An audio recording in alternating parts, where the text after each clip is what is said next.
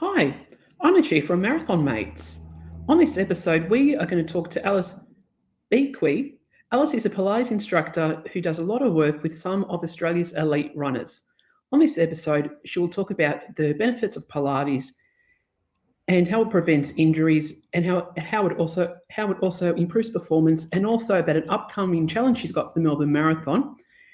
And in addition to this, Alice is the founder of the Forerunners App, an app which has been designed by physios for runners of all capabilities. Are you ready to run? Let's go! Welcome to the thrilling world of the flying runner, brought to you by the Marathon Mates.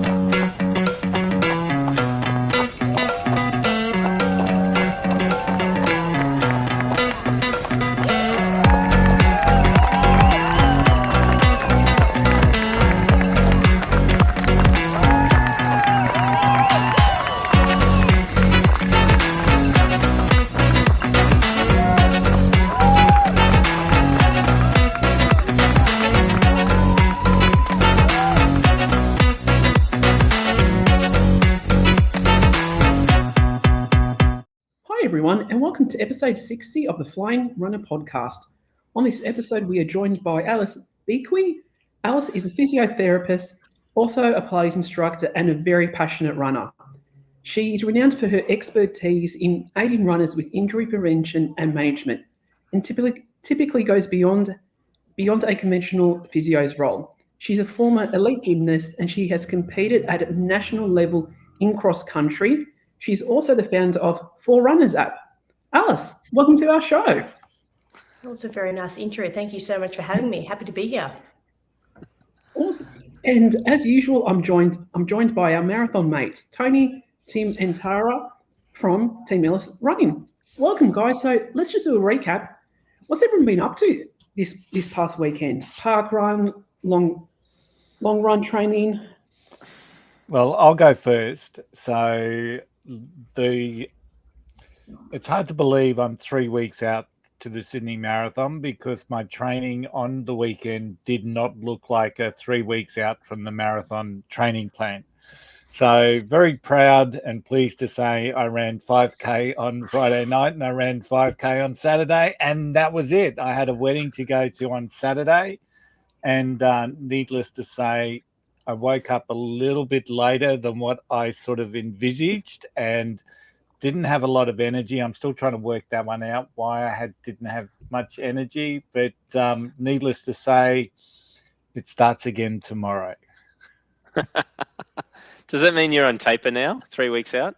No, it's a training run. So we're training all the way in. So, yeah, it's a very surreal experience knowing that you haven't done the work for a marathon and you're just treating a marathon itself as a training plan. I know we've talked about that, but yeah, it wasn't a great weekend for us, but we did have a great time at the wedding. So that's the most important thing, Tony. And remember what I always say, finish lines, not finish times. 100%. But I ran Capalaba Park Run, and just for those locals in the Brisbane area, Capalaba have got their 10-year anniversary this coming Saturday, and it's all likelihood that I will probably drop down there and run that again with them. So it's always pleasing to support your locals. So, and 10 years going, well done to Capalaba Park Run. And Team Ellis, what did you guys get up to? I don't even remember that far back. What did I? Oh, we did Kedron. We did Kedron Park Run. Tim was nice enough to plod along at my slow turtle pace with me. And what did we do? Maybe 32 minutes, I think it was, for 5Ks. Oh, well, we lost 40 seconds waiting for everyone to cross the start line. So, yeah, it was about 33 minutes overall, but 32 minutes something in real time. I don't know. It was just a nice little gentle warm-up. 25Ks on Sunday? Was that? Yep. Yeah, it's just a gradual plod. Yep. Sorry, I'm trying to work out what day we're up to. We saw so many people out there that it sort of took us like 3.5 hours to do the 25Ks because we're stopping and talking to everybody the whole way along. But it was good for me because I got a bit of a break, so I'm good with that. Was that about what we did, Tim? Yeah, largely. Yeah, just for me, I guess I think I said it last week that I was getting back into it and I found my mojo again after being sort of held up sick after Gold Coast Marathon weekend for about 4 or 5 weeks, and I'm proud to say that I've continued it on. I'm a lot happier now and in a lot better space after building the distance up last week, getting the weight training in the middle of the week, the strength and conditioning, and really just getting back into that normal routine of 3-4 sessions midweek plus park run plus a long run Sunday. So feeling really good now. Also, before we go any further, for our listeners out there, I'd like to just welcome Lucia, I guess, for our first time hosting. So you're doing a good job so far, Lucia. Not the last. Doing a good job first time. So that's been very good. And Alice, have you got any running over the weekend? Did you do any running or exercise leading up to your big events coming up? Yeah, so I'm doing day on, day off at the moment. So 4 days a week, Monday, Wednesday, Friday. So Sunday was my run, but I have set myself a bit of an unusual challenge. I've got very little variation in my runs, but I am going to be attempting to do the Melbourne Marathon. But Sunday was Don't say too much yet. I won't. Sunday was, just to keep it brief, Sunday was a 10K run. But then what I did was one of my girlfriends was here up in Byron Bay. And so what we did is we tacked on like a lighthouse hike after the 10K. And I know there's a lot of, emphasis on getting lots of long runs before the marathon. But what I'm trying to do is just get that little bit of extra walking and hill climbing, and also just like a socialization with my mate. So 10K plus a 6K walk, if that can be counted as part of the run, I guess. Yeah, 100%. Yep. Tara and I always say distance beats pace, and at the end of the day, time on legs is more important than anything else. So, if you've walked a couple of kilometers afterwards, that's just as good as doing a run. You're on your legs, you're moving your muscles, it all counts. Well, that's great to hear. And I jumped into the ocean straight away afterwards to sort of get that little bit of saltwater recovery, which always just makes everything feel magical. So yeah, it was actually a really nice Sunday morning. Oh, excellent. And I did what no runner should do. So and for the listeners that listened to last week's podcast, my long run was 15 Ks, and I was going to do the very silly thing and double it. And I did do my 30 Ks. I included one of Sydney's newest park runs, Parama Park Run, 2-lap course along Piedmont. And then what I wanted to finish off was doing a loop of Miss Macquarie's chair on tied legs, because with a marathon, the last 2 Ks roughly, you go around Miss Macquarie's chair. So I wanted to do that at the end of my long run just to see how my legs would go doing that loop on tied legs. And pleasantly surprised with how I pulled up. I could have kept going, but I'm like, no, the plan was 30, so I did 30. But then, so where I finished, it was right near Martin Place train station in Sydney. I thought, sweet, I'll get the train back home. The trains weren't working on my line over the weekend, so then I had to get a bus home. And I had to stand the whole way because I wasn't game to sit next to anyone, because I must admit I was a bit on the smelly side. So I'm like, I didn't want to sit next to anyone and just have the stares at me. I'm like, nah, not worth it. So I had to stand up for an additional 15 minutes. I wasn't happy, I'll tell you. You should have just run home. I know, I know I should have, eh? Awesome recap, guys. Thank you. So now's that time of the week where we talk about the news.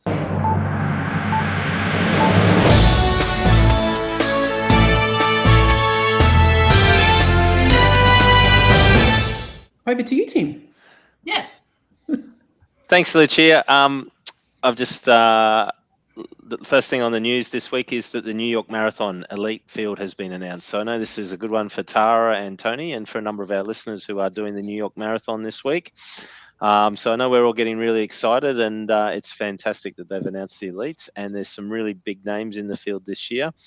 The lineup features 14 past champions, 27 Olympians, 19 Paralympians in this year's field. 31 athletes from Paris Olympics will be there, from the Olympics and Paralympics, and they'll be racing. And the head of the field, the men's field, will be led by Tamarit Tola, who was the winner of the Olympic gold medal. He will head the field up, and Helena Obiri will head up the women's field. She received the bronze medal in the Olympics. Marcel Hug, I think he say his last name, is the absolute champion in the wheelchair division. He will also be back for another crack at it. Alongside Tola in the elite men's division will be our good mate Tara Bashir Abdi. He's who got the silver medal in Paris. He'll be there as well as Evans Chebet, who was the 2022 marathon champion in New York, the 21 champion Albert Carrora, and Jeffrey Kamwara, who won in 2019 and 2017 as well. So big names in the field, a lot of defending or previous champions for New York in the men's field. Joining Helen Obiri in the women's field will be Kenyan Sharon Ladiki, who came third and last year and fourth in the Olympic marathon. In addition to that, we'll have Edna Kiplagat, who is back again from winning it back in 2010. There will also be a number of others in there as well. Vivian Cheriyot and Sheila Chepkiriri will also be there as well. I know you're laughing, Tony, because I get all the names that I've got to read out here. So no, anyway. And I'm also laughing because it's not very often I get to correct you, but you did say New York Marathon this week, just so the listeners don't get confused. It's this year. He meant to say in November. Yeah. I'm definitely not doing it this week. So they're the ones that we're catching. They're in the same race as the three of us. And they better be scared because we're going to come there ready to go.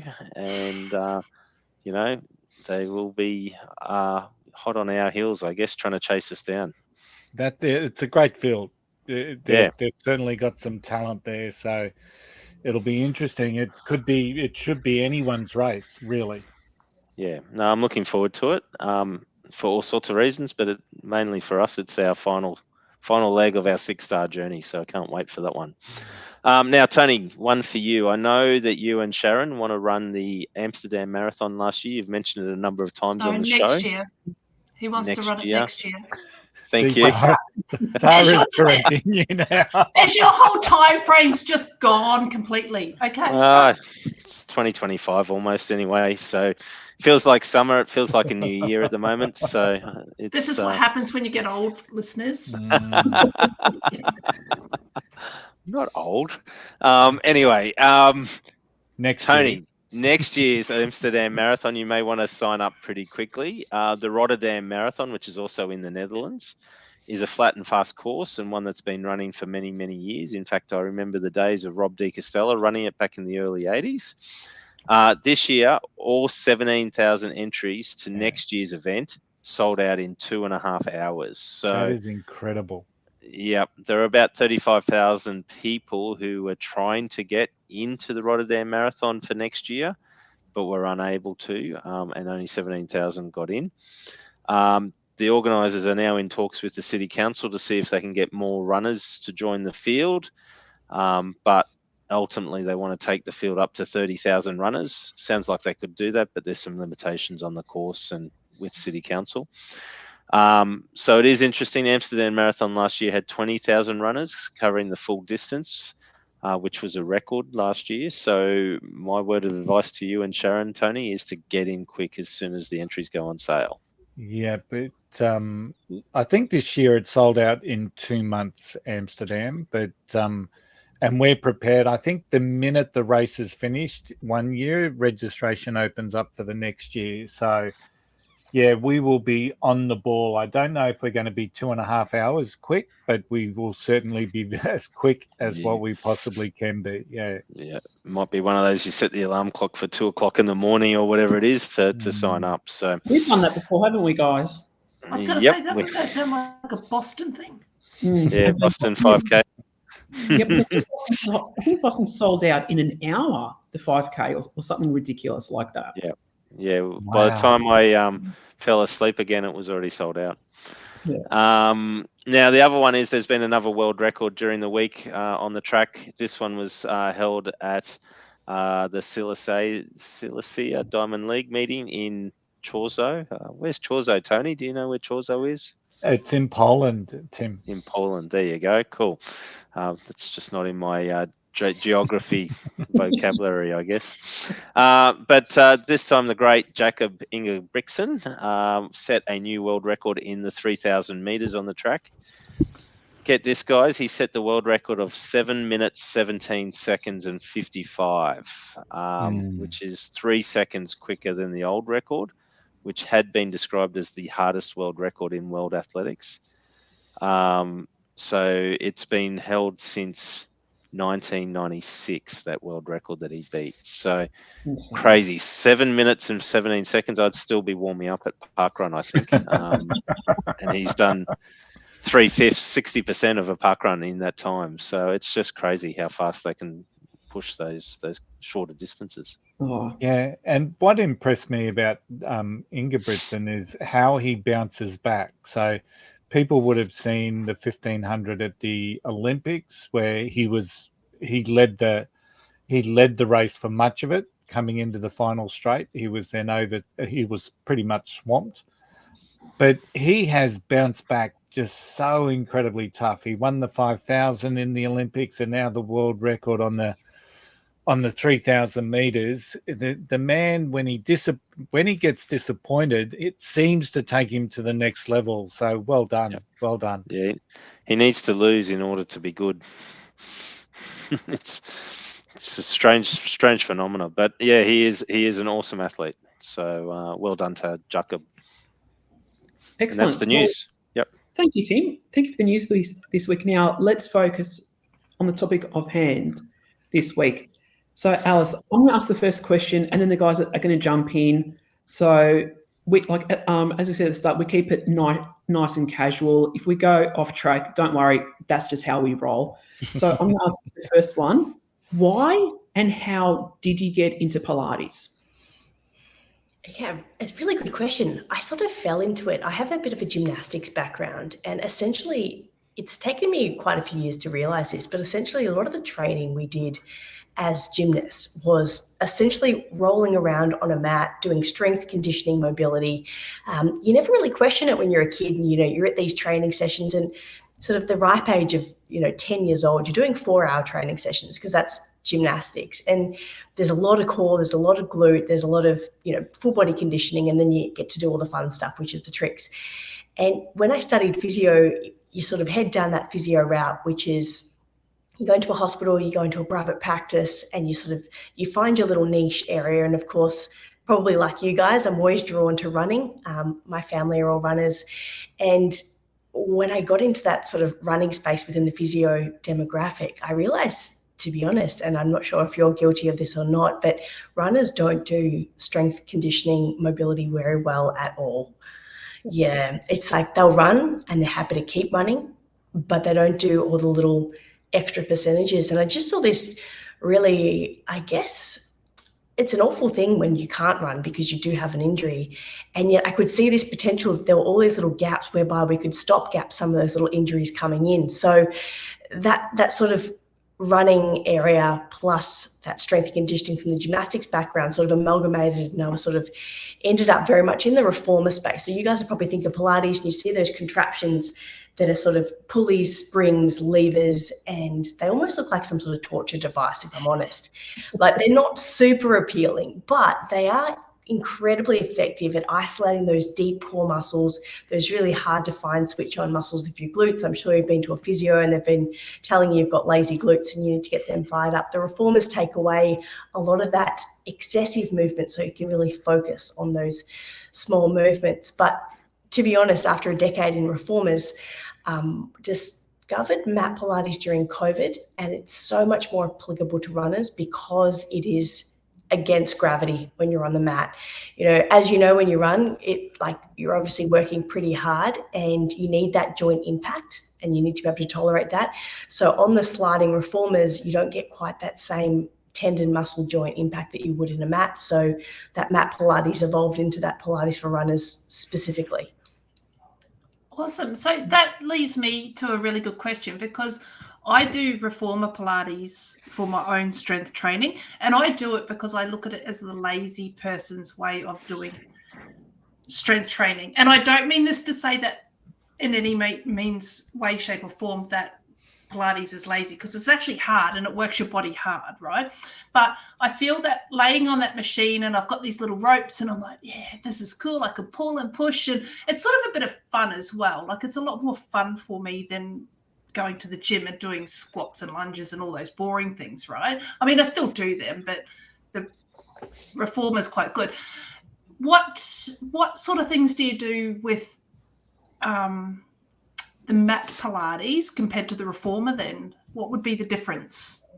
Yeah, it's a really, really good question. And to be honest, having been reformer-based for so many years, I actually was very, very resistant when I had to get onto the mat because I was obsessed with reformer Pilates. I'd seen some great results from reformer Pilates. As you said, it's fun. It's a really great way to exercise a lot of the time lying down, and it's very accessible to a whole wide demographic of people. So you can have people in the same machines, and you can have 70-year-old lady here with a sore hip. You can have a 17-year-old guy that's trying to get back to playing footy. And it really closes the gap between people's abilities because everyone is humbled on a reformer in Pilates. Like we're all back to baseline. And I think that's because of that deep musculature we don't train very often is very much brought to the surface. So to answer your question, I am very much an advocate of reformer Pilates. However, I moved into mat because reformer basically shut down during that sort of pandemic era. And if you're in Melbourne, you know that the pandemic went on for about 5 years. So we all had to evolve and adapt. And then once I started mat Pilates, it is a little bit different to reformer because it is, in my opinion, a little bit more challenging on joint impact. There's no hiding. When you're on your mat, all you've got is yourself, a mat, and your body weight. So you don't have the levers, you don't have the pulleys, you don't have the springs. And essentially, to sort of backtrack a little bit, the reformers were designed around hospital beds after the Second World War. So they're very much set up for acute rehab to get soldiers back onto the battlefield was the original use for them. Then they were put through contemporary society to sort of be made a little bit more, I guess, bougie and applicable to the general population. Now it's an epidemic of Pilates. So I guess my point with that is they're designed for acute rehab, and they've got a great place for acute rehab. If you can't get on the floor, if you have a really nasty injury that needs lots of help, reformer's great. But if you can get on the floor and if you can run marathons, you should, in my opinion, be on a mat because that's where you're going to get the joint, the bone, the tendon load that we need to tolerate impact, is my point. That being said, I'm going to caveat that by saying any Pilates is good Pilates. And if you prefer the reformer, because personal preference and lifestyle, and I think particularly for you guys, I mean, you're all about having fun. So if that's what's going to get you doing it, do it.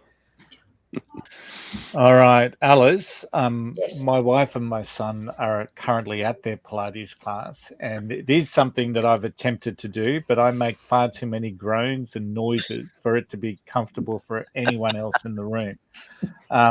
So you are trying to convert me to be a Pilates, to go to Pilates and do get the benefits from doing it. What are the benefits for runners in doing Pilates?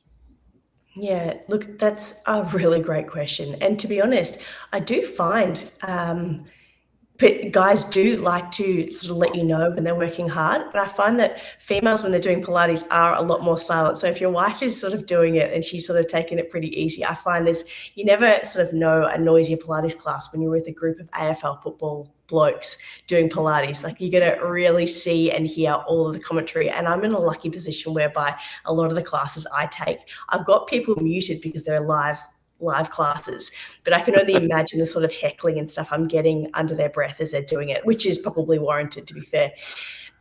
So the benefits of Pilates, I mean, there's a lot of them. There's a couple that spring to mind, though, that are particularly important. So the mobility and strength as a hybrid is crucial. And the reason that is it's all very well to sort of be doing stretches after your run or before your run. But if you're not doing those stretches and strengthening at the same time as that hybrid way, the muscles, joints, tendons, they sort of bounce back. And so the thing that I like about Pilates is you're getting that strength and mobility through range of movement. So it's a little bit of bang for your buck if we put it that angle as well. So not only are you getting joint mobility, but you're also getting strength, specifically strength through the core. And we often do talk about the core in Pilates as being like, we need to have a strong core, runners need a strong core. What does that even mean?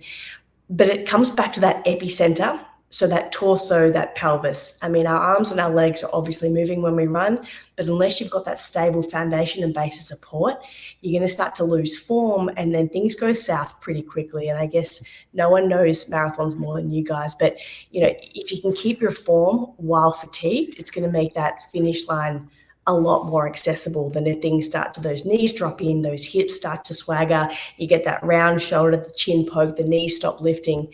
So the strength endurance component, which is exactly that. So not just strength power, but the actual endurance for distance runners in particular, the mobility and the range that you get through the plethora of movements, and that epicenter and core is crucial. Probably the last factor there that I'm going to mention is the fact that it's very accessible. So in terms of the sort of Pilates, obviously, that I do is a little bit different to the reformers, but literally all you need is a mat. You don't need to be at a gym. You don't need a lot of equipment. So I think the most important thing about anything that you do is consistency. And I think that if you can have those little pepperings of strength and mobility throughout your day without committing to driving to the gym, driving home from the gym, picking up weights, getting a program, to me, that's lifestyle friendly. And I think something is better than nothing. And so I think you guys seem pretty resourceful. You'll see people in the park lying down on the grass, no towel, just getting it done. And that's quite important to me as well. Alice, I swear you just described one of my race photos with that tall form and posture. That's all of my race photos. that downward step where gravity's really sort of taking hold. Yeah. I know exactly. We've all got them there in the back. The rounded shoulders, it's the shoulders is usually the giveaway for me. So like that, I'm big on thoracic posture for the Pilates for runners sort of side of things. I know there's a lot of hips and there's a lot of glutes and core, but that thoracic, if you can keep that middle back nice and strong, that ricochet effect down the chain makes such a difference. So that is a little tip. If you ever think things are starting to go a little bit pear-shaped, that little bit of thoracic lengthening can make a big difference. Pretend you got a string pulling you up through the center of your head, and there it is. When you're right up, and you get your head and your chin up, and your back comes with it, and you feel a bit straighter, and you just keep focusing on that for a kilometre or two, and it gets you through a little bit more. So like all of them just sort of sat up really straight, almost immediately in sync. They would have mentioned thoracic, you all sort of sat up to attention. It's true. The whole back is the key to it, I think. Back and core. It is fine. Yeah. So you started this thing called the Forerunners App. So tell us about what made you start the app and a little bit about the app. What is the app about? I guess it's about Pilates for runners, I guess. Yeah, it is. And look, it started a very much an evolution through the pandemic. It was a very small and humble gathering of a few mates and family members on Zoom. We were all bored out of our brains in lockdown, and we were sort of missing going and doing our reformer Pilates. We were missing the strength. We were all running a lot because I think everyone didn't have a lot of other things to do. If you're like me, your mileage increased, and then the niggles started to pop up. So I started running these small group classes on Zoom, and it wasn't too long before they became quite busy and people really quite enjoyed them. And I'm not sure if it was more the social interaction at the time and there wasn't a lot of other things going on, but one to skip a few, and we had some really decent online Zoom-based mat Pilates classes happening really regularly. I was doing them multiple times a day with lots of different demographics. And then started to realize that perhaps there was something in this, purely because lockdown was extending. So I actually got a website made, outsourced some tech, and coming from a clinician's background, I'm not a tech person by trade, and I've had to learn a lot of the things on the go, and I've been incredibly humbled the entire experience. So one website led to another website upgrade. I think I was onto my third website before I had a really good backing of Pilates members, really, really determined and consistent runners on the platform that were using the resources regularly. And I sort of went, you know what, let's make this into an app. Can't be that hard. Let's do it. It should be fine. And then the unraveling of trying to enter the app space ensued. So 3 apps, all of them failed. It was a nightmare. It's a really difficult thing to do. So any sort of people out there thinking about doing it, by all means, go for it, but just go in eyes open. I was very, very naive, blissfully unaware of the turmoil, the cost, the economy, all of it. And finally, I think just through that determination that you sort of, I guess you guys are marathon runners, you don't get more determined people than that, but got a good tech team and launched Forerunners App, the actual app version that I'm sort of proud of now, in February this year. And it's done really well. So we've just internationalized it, and it's sort of commute in any country, anywhere, anytime. So it's got lots of different conversions and that sort of thing as well. And it's got over 1,000 Pilates classes on there of all different kinds. So ranging from 5 minutes through to 15 minutes. There's some that you can do completely in standing. If you're in the start line, you've still got 15 minutes to kill. It's a bit muddy, it's a bit wet, and you want to do a few little moves. We've sort of catered for that, right down to prenatal, postnatal, and even Pilates that you can do completely in a boot as well. So for those unfortunate runners that do end up with a stress fracture or plantar fascia surgery or anything like that, there's sessions there that you can do completely lying down. And we've tried to get any kind of runner profile and make sure that they've got something that's catered for them. And so it's been a 4-year process, but I'm finally proud of it, and it's a pretty cool product. Yeah. And what is it, subscription based, or is it a free download and then you get ads? What's involved in it? Yeah, so it's got both options actually. So there's a free download that you can access, and there's some free sessions on there. So there's 10 sessions you can do, ranging from a pre-run activation, 10 minutes, post-run mobility is a little cool down. There's some core Pilates, power Pilates, Pilates for runners. There's a whole little plethora you can try out, and you're welcome to just keep doing the same ones. Otherwise, there's a membership service, which is a monthly membership, and you can opt in and out anytime too. So that was something I was passionate about. I don't know if you guys have ever had a gym membership, and you try and get out of it, and it's really stressful. You've got to like interview, you've got to do 3 months, and it's like, and then suddenly you're like, you know what, I don't want to do any of that, so I'm just going to keep paying for my gym membership. I'm like, if you're not using it, you don't need to be on there. You can come back whenever you're ready. You know, if you're going to be traveling, you know, to be honest, you can do it while traveling, and a lot of people do, but you might have a stage in your life where you're not wanting to do it. So I tried to make it really user-friendly as well in that regard. Perfect. Excellent. And you train a number of the Aussie elite marathoners. I'm curious to know, how do you find training them versus non-elite runners, and what can us everyday runners learn from them and how they train? Yeah, it's a really good question. And you know what? Honestly, 100%, they're exactly the same as the rest of us. And I think the way that they approach running is different, but the way they would approach the Pilates aspect is very much the same.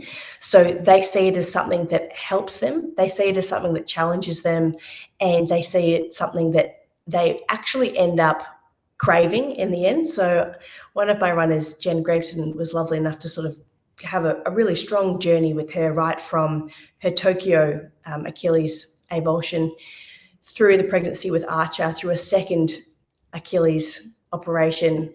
You know, it's a tremendous story, but she said that initially she was doing it because she had to, and she knew that there was very much she could do through those phases of life in terms of running. So she was really channeling the Pilates, and she was forcing it a bit.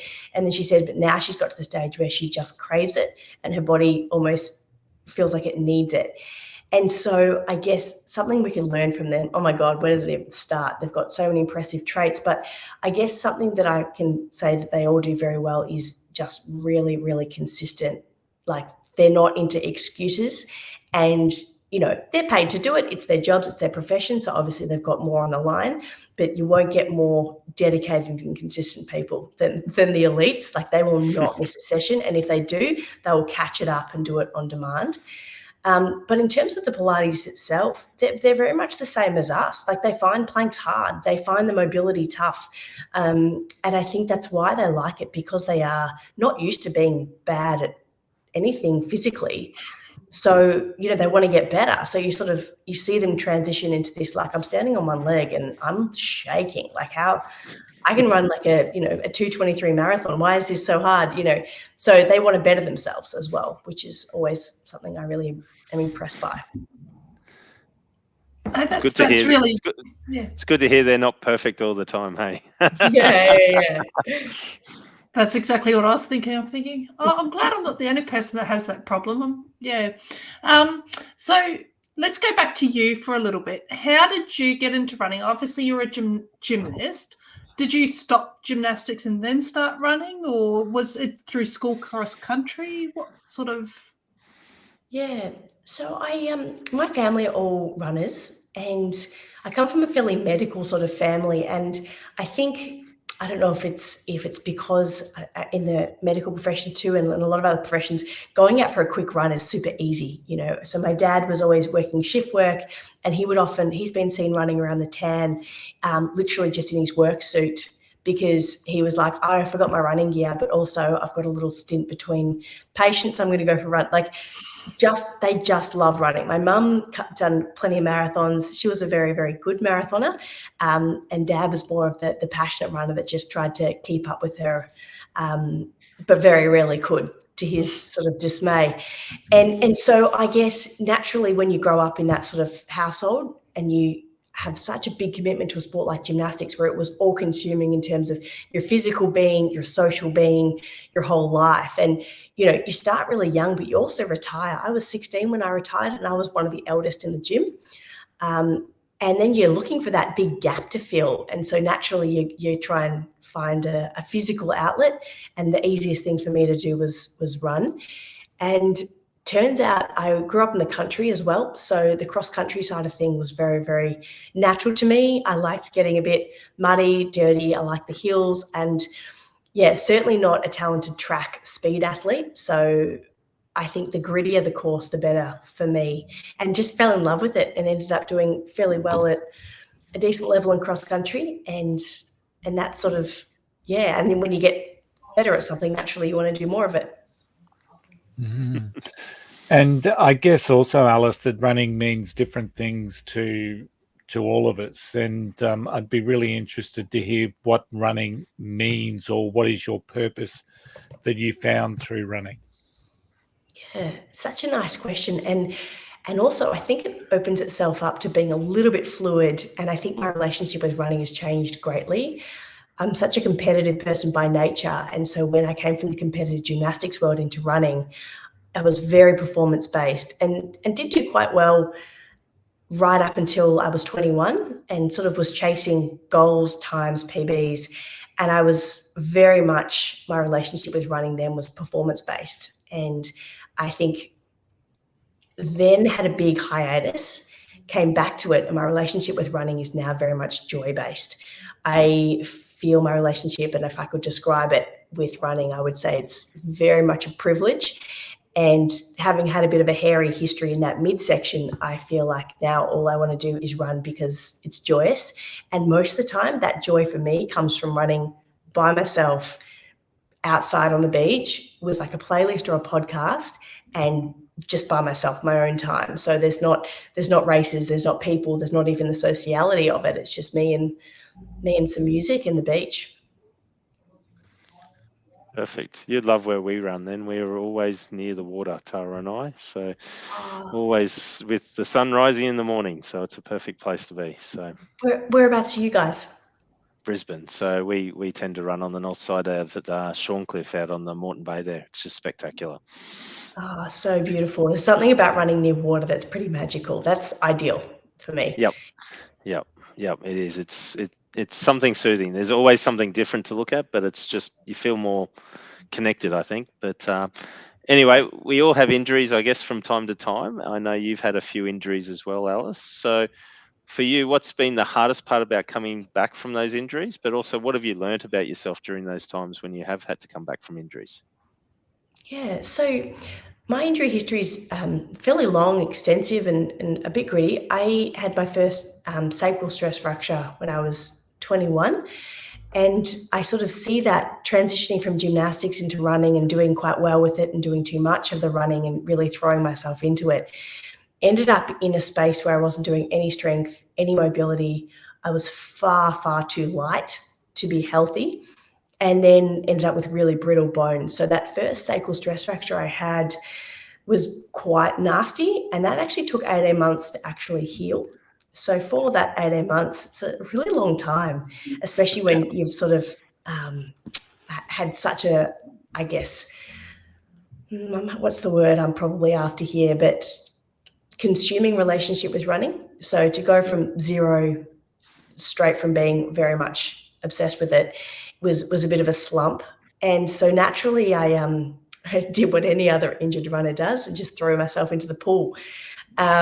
Which, you know what, to be honest, I actually love swimming. I'm by no means a good swimmer. I'm certainly not the fastest swimmer, but I just love being in the water. So I did adapt and evolve into a bit of a water creature for quite some time. But then I guess to sort of chase that next portion of your question is, what happens then is it doesn't replicate the sport of running the way we want it to. So rather than, having very, very, I would describe as chalky bones from being quite underweight for a prolonged period of time, overtraining, being in the pool just meant that I didn't get that bone load. So my bones further deteriorated during that 18 months. So when I did get back to running, and you go through that walk jog progression and you build back, I just had a battery of stress fractures that ensued after that, to the point where I actually have counted about 30 of them in total. In a road back from running, which sounds so horrific now, but when you're going through something bit by bit by bit, just like tiny little morsels of injuries that get peppered out through a prolonged period of time, it's only in hindsight, when I sort of counted them in the scans I've had, it's really problematic.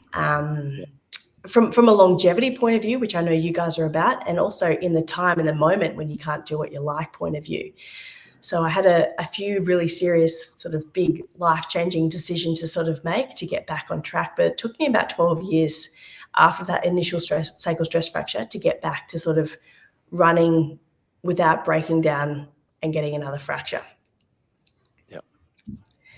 And that mentally would do a lot to you as well. And that time that you had off, even though you're in the swimming pool, it doesn't give you the same endorphins as what running would do either. And a lot of people sit there and say to me, why do you run? And a lot of my reason for running is actually, A, I like to be just out there and socializing, but B, I like those endorphins that come through and make you feel really good. So it doesn't matter what speed you go at, I like those endorphins, and I do feel stronger and better for it, and then I eat healthier as well. So, the mental strength for you would have been good. So that probably leads me into my next question, because Tim has told me you have never done a half marathon or a full marathon yet, but you're doing something special for Melbourne. So this has got to be a big mental thing for you as well. So tell us about this.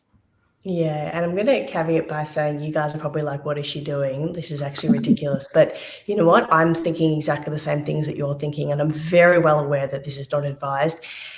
But I am doing a little bit of I'm going to call it there's a bit of a protest for myself personally. I'm on my own little personal vendetta here, but also I think probably you've noticed too, just in terms of the running culture itself. And if you're in Melbourne, it's probably a little bit different, but there's a really strong and aggressive move towards Garmin, Strava, run groups, and doing lots of miles. And if you're doing miles, you need to do more miles, and you need to do the same miles plus some for the person next to you.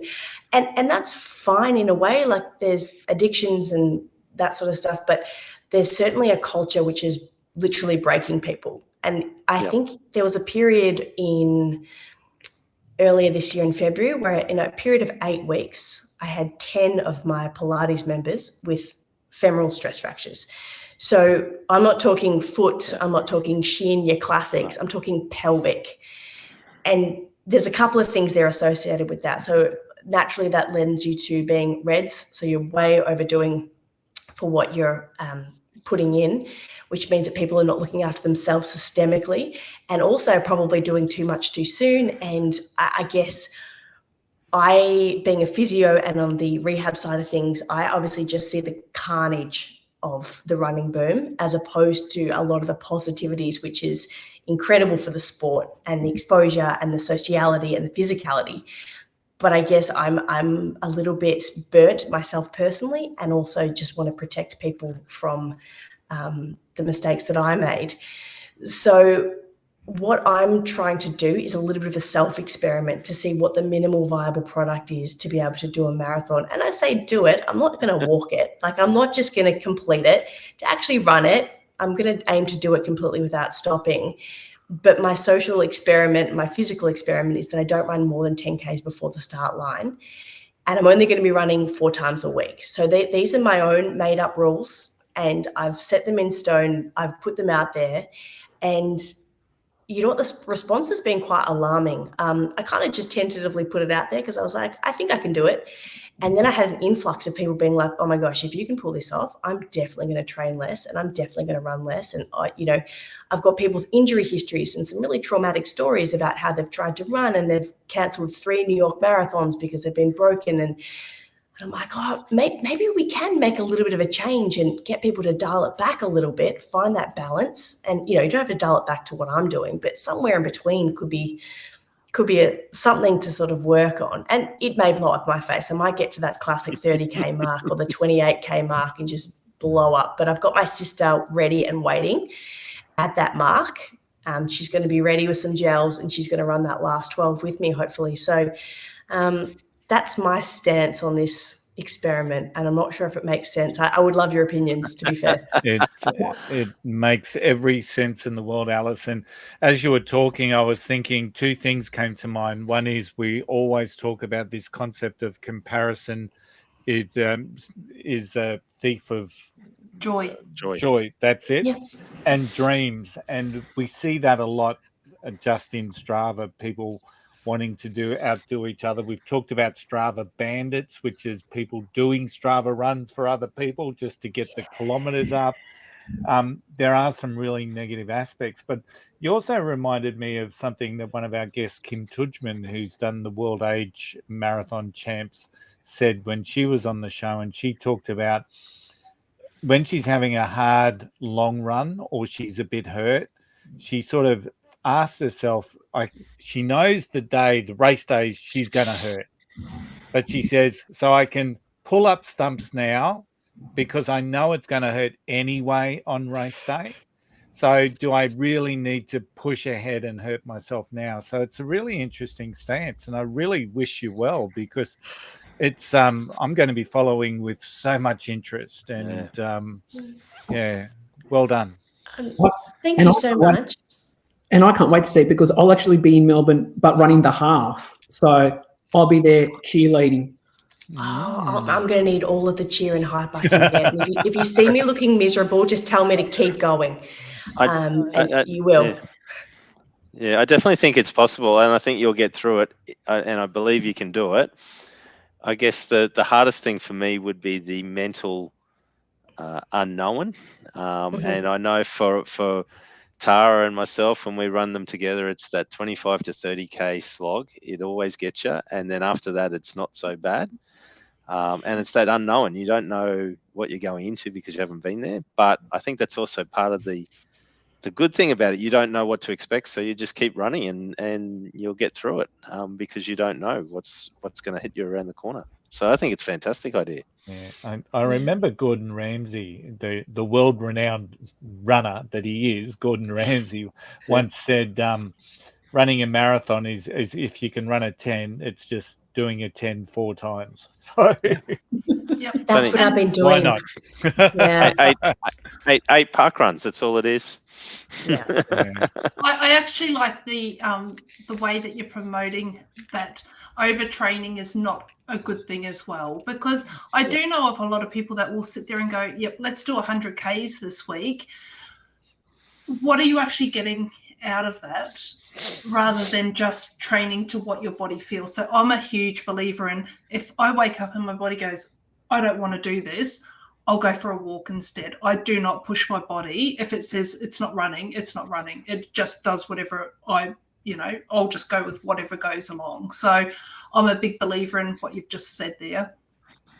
Yeah, and I do think, depending, it's different when you're dealing with the elite athletes. I mean, they have to push themselves right to the precipice, right? So they're fronting up. They've got a lot on the line, so they're going to be towing the line of overtraining, and that's completely valid. And a lot of them, to be honest, you would have seen there was a lot of people pulling out before the marathon even started. People finishing with fractures. Like it's quite alarming, brutal at its most. Yeah. Awful when you sort of see what they have to put themselves through in a way, but they do it because they love it, they're good at it, it's their job. Whereas I guess if you're not professional, I sort of see getting to a start line a little bit undercooked is only going to do you favors in terms of, you know, the disappointment you get not making it all is so awful. So unless you're trying to win the marathon, it's different. But I mean, I don't know, to go back to Gordon Ramsay, I guess, and I'm talking out of line here, talking in the line of being a chef, but surely you want a slightly underdone steak than an overcooked. I mean, that's probably personal preference, but, you know, I certainly think you've got a little bit more room there to get, I don't know, a better outcome with an underdone one. So that is a great analogy. I love that. That's perfect. Yeah. Yep. Yeah. He has run sub 4 hours for a marathon though, so he is a runner. All right. Yeah, but so have you, Tim. I'm a runner too. We're all but runners. I think it's. I think the issue is there's a lot of influencers out there on Instagram and on YouTube and other places that are impacting people's performances, and you know, I think the less people listen to those people and the more people listen to their bodies and to people like yourself who are saying less is more, don't destroy your body, be in it for the journey. It's the right message, and I'm a big believer in that. I think when you look at a lot of these Instagram influencers, they're being backed by other companies or by other people to say what they say. They're selling shoes, they're selling merchandise. You know, the shoe companies are selling shoes. It's all about the shoes, and you've got to have a new shoe every couple of months, and it's got to be the latest and greatest. It might not suit your feet, it might not suit your running style, but they don't care about that. And if you get injured, it's not their problem. But there's a lot of people out there that are getting the wrong advice, and it's hurting them long term. So I really hope it works. I'm really keen to see how you go.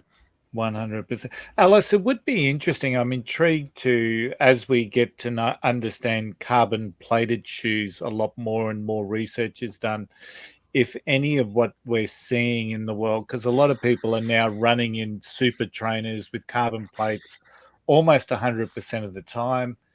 And a lot of people are swearing by them because it enables them to train harder and stronger and longer and all of that stuff.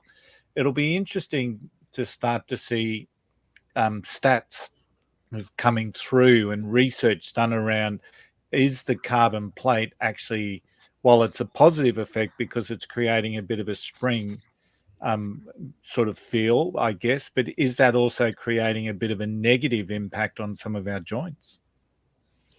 You're absolutely spot on. And I'm quite obsessed with this because what we're noticing is they are great. People are bouncing back after marathons after 4 days instead of, you know, your classic 2 weeks a couple of decades ago when you have to really pull back because you're like, I can't really move much anyway. Whereas now the recovery time is so much faster. So people are getting back into running a lot quicker, probably quicker than what they should.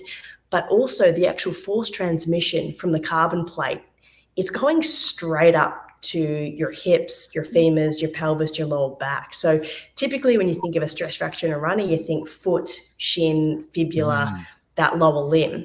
But with that carbon plate, it almost gives you like that armor around the lower limb. So that force transference has to go somewhere. It's not going to dissipate into thin air. So in fact, that carbon shoe is predisposing the upper portion of your limb, which I do believe is why there are so many more pelvic fractures, because people don't get the lower limb. They don't slow down because of that. They've got the faster recovery, and also they can actually run a lot more than perhaps what they should. And I put this in a similar vein to perhaps hot yoga, if you've ever done it, versus room temperature yoga. You can push your body a lot deeper and further in the hot yoga.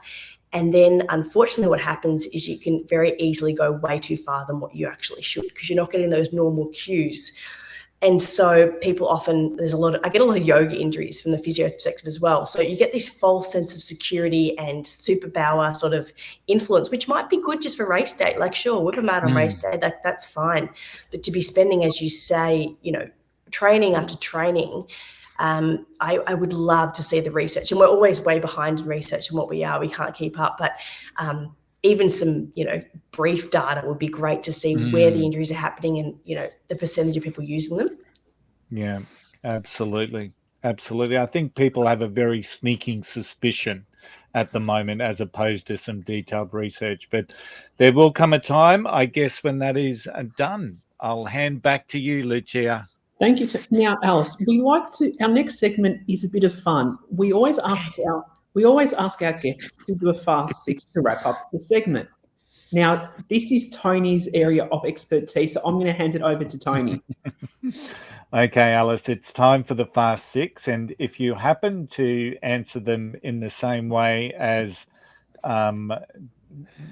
Tim, I'll be honest. If you answer them as Tim would answer them, you will tend to hear some noise coming from the hill, like at a football game. You'll get some cheering along the way. But traditionally, it's 6 quick questions and hopefully 6 quick answers. Are you ready to go? Let's do it. All right. Podcast or music? Music. Best running advice ever given to you? Be undercooked, not overcooked on the start line. What advice would you give to someone starting out? Never run consecutive days, always alternate days. And you should always be able to talk to someone next to you when you're actually running. So that's the pace that you want to run at. So you should be able to talk while you're running, when you're starting, and don't do back-to-back days. That's kind of 2 bits of advice, but I can't choose. Uphill or downhill? Up. Yay! Gels or blocks? Honestly, I haven't done a half marathon. I've got no reason to be choosing either, so I haven't tried either. I am literally like you guys tell me, man. Like I've got no idea what I'm doing here. So what seriously, what would you prefer? Nothing new on race day is all I've got to say. Oh, yeah, okay. Yeah. And I'm gels, personally.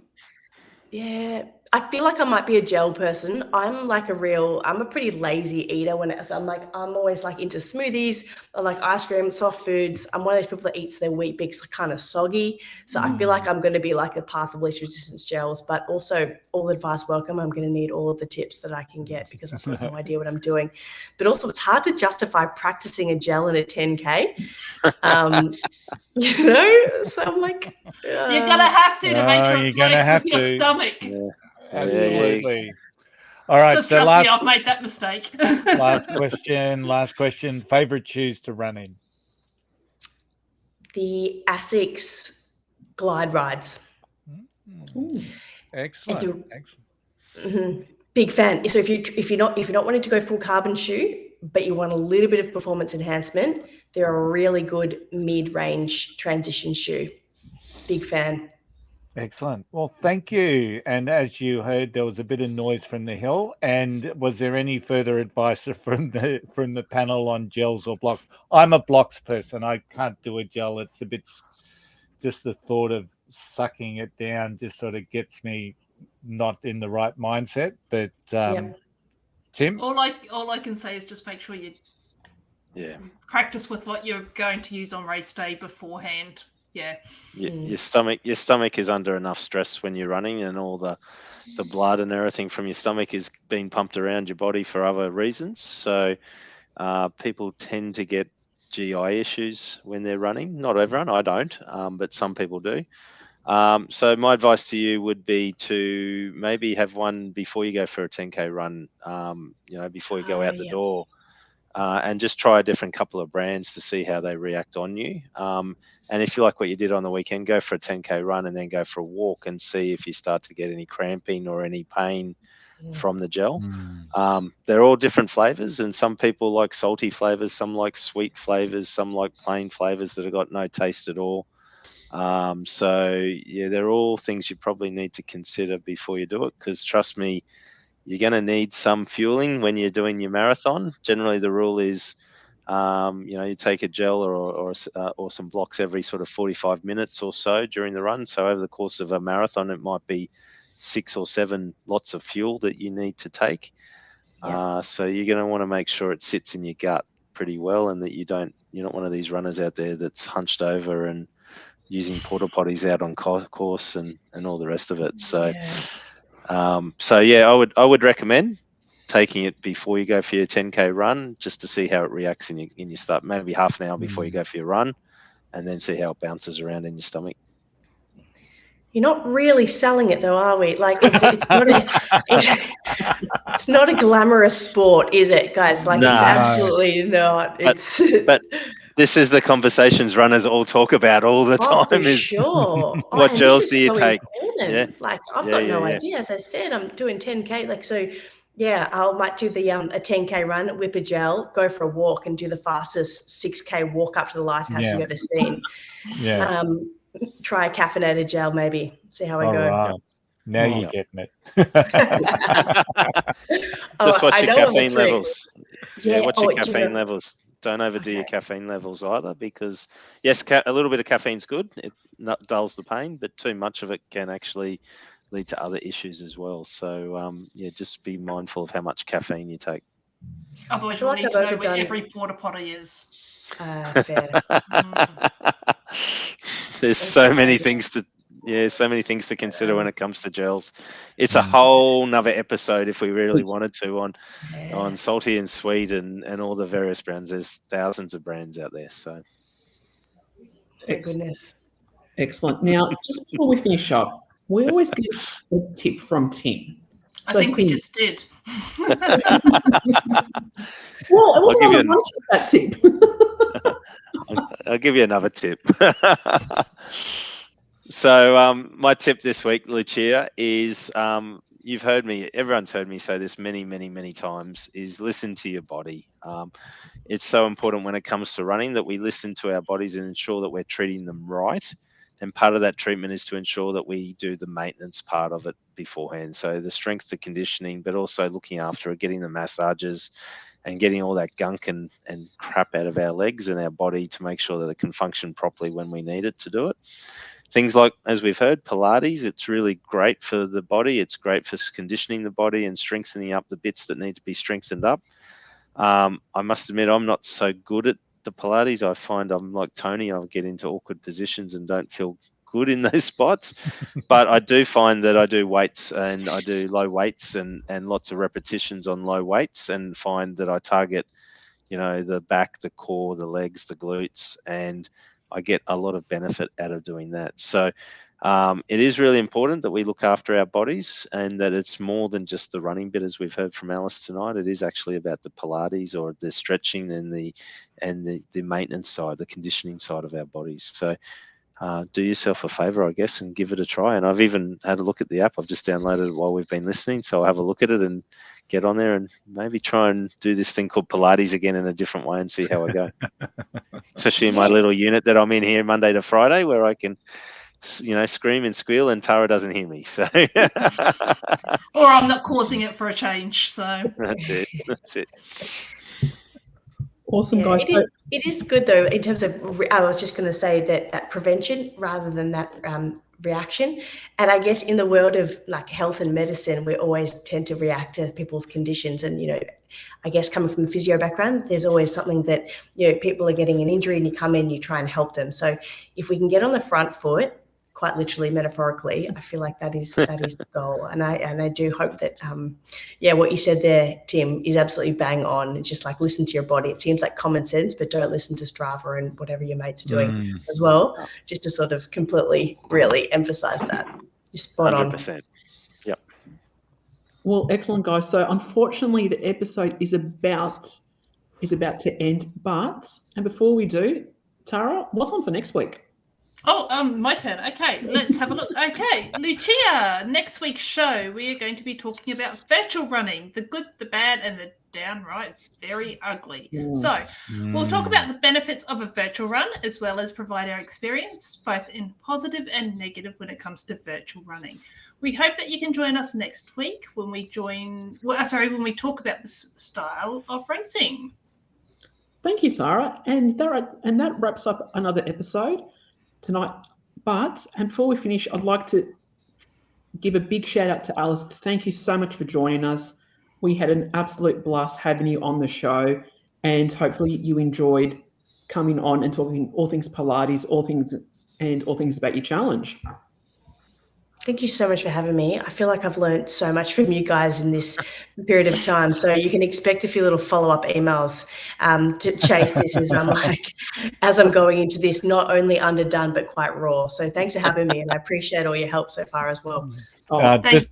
Just follow us on Strava, Alice. So. Yeah, and then you'll see how slow we really are. But no, thank you, Alice, and a big thank you to you, Lucia. Well done on your first hosting episode. 100%. And Alice, I'll make sure we put the website for Forerunners.app into the show notes so people can follow that through.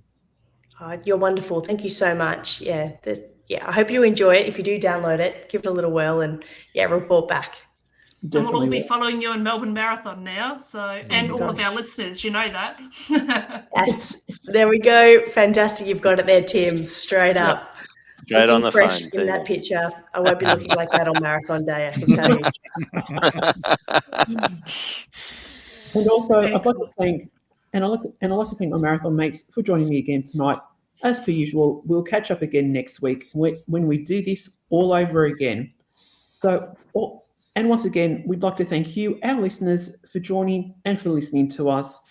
And if you like this episode, or just the podcast in general, we would really appreciate if you could like the episode and leave some comments. Maybe even tell us what kind of strength you do in your weekly sessions. And as usual, video of this episode will be available at Spotify and YouTube, and audio will be on Apple and Amazon and most other podcasts and amongst other popular podcast platforms. God, that's a tongue twister. And lastly, remember, every step forward is a victory. Lace up, hit the road, and we'll catch you on the next episode of The Flying Runner. Until then, happy running, guys. Happy running. Happy running. Happy running.